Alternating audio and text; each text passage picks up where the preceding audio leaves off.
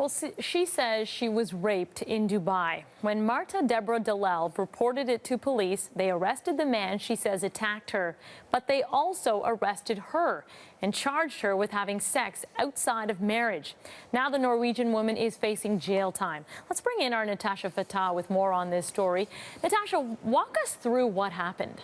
This is a very troubling and complicated story out of Dubai, Christine. We know that 24-year-old Marte Dalelv was found, a verdict was passed in her case earlier this week, and she was sentenced to 16 months in prison for extramarital sex, drinking alcohol, and perjury. And these situations in Dubai are very serious allegations and can send you to prison.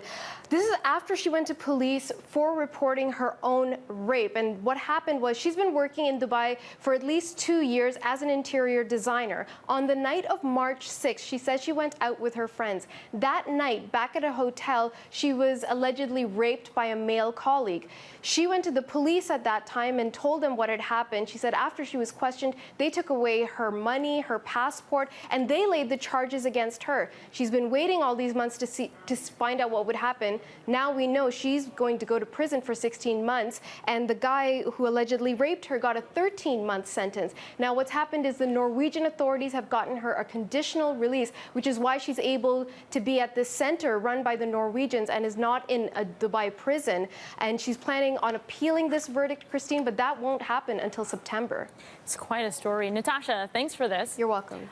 Earlier today, I spoke to the woman at the center of this case, Marte Deborah Dalelv, and she talked about the challenges she has yet to overcome. Have a listen.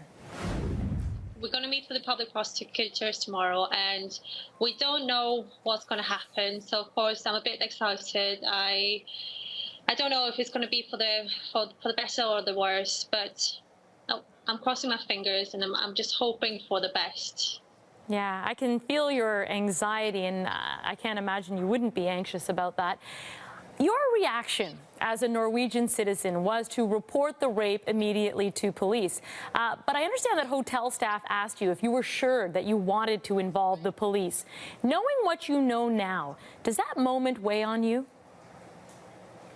It does, but then again, if I didn't call the police, then he would still be walking out. He would still be free, but then again, I wouldn't be in this situation. So I think that it's good for me in the future when I have to start working on everything that's been piling up. So I think that it's, I think I did make the right decision at the time. But again, I'm still thinking about it and wondering if I did make the right decision. Yeah, it's a tough thing to grapple with, I'd imagine. And you're being public about this while you are facing your own prison term that's come out of these charges. Why are you being public about this? We talked about going public for quite some time, but we thought that we shouldn't do it until we had the verdict. Now the verdict is here, and it was a lot harsher than we thought it would be. So now we thought it can't get any worse. So we were hoping that if we raise this to the public, that they will be aware of what's going on, and maybe it will help in any way, or at least it will inform, or other people around the world will actually get to know what's happening here in Dubai. Marte, what do you want women around the world to know about with regards to what you've been through there? I think women around the world, if they're going anywhere where, if there's a different or new country they're going to, they have to read up on the rules and laws of the country. And if anything happens, they really need to go to their embassies and talk about the problems before they go to the authorities, to be sure that they get the help they need. Well, that help has obviously meant a lot to you. I understand a lot of rights groups around the world have been speaking out on your behalf. How do you feel about the international response so far? It's been amazing. It's been helping me a lot, and that's actually what's it's gonna help me keep my head up when I have to go back into public prosecutor tomorrow. So I just appreciate it so much. It just means the world to me.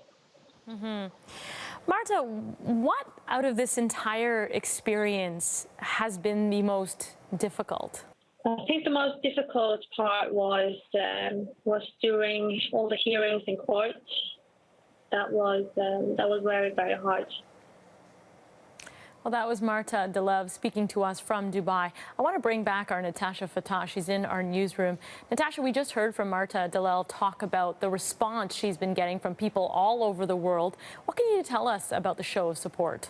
Well, it's growing for sure, Christine, and as this story continues to spread around the world, as people are learning that she's actually going to go to prison for reporting her own rape, people are coming out and they're showing their support for her. Several Facebook groups have been set up, including this one, Release Marte Dalelv. 42,000 people have joined so far. The organization known as Avaz.org, their community group that sets up petitions, they consider themselves a human rights group. They've set up a petition for her. 54,000 people have signed up for that.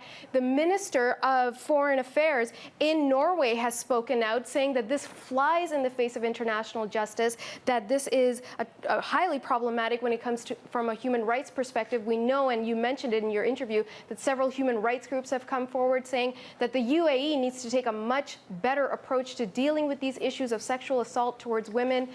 And a recent article on a women's group, Muslim women's group, said that 50% of women in the UAE would not report it to the police if they were raped out of concern of how they would be treated by the police. So highly problematic. We do know in the Dalelv case that she is going to be meeting with the public prosecutor tomorrow morning in Dubai, and hopefully we'll get more details at that time. It's quite a story. Natasha, thanks so much for this. You're welcome.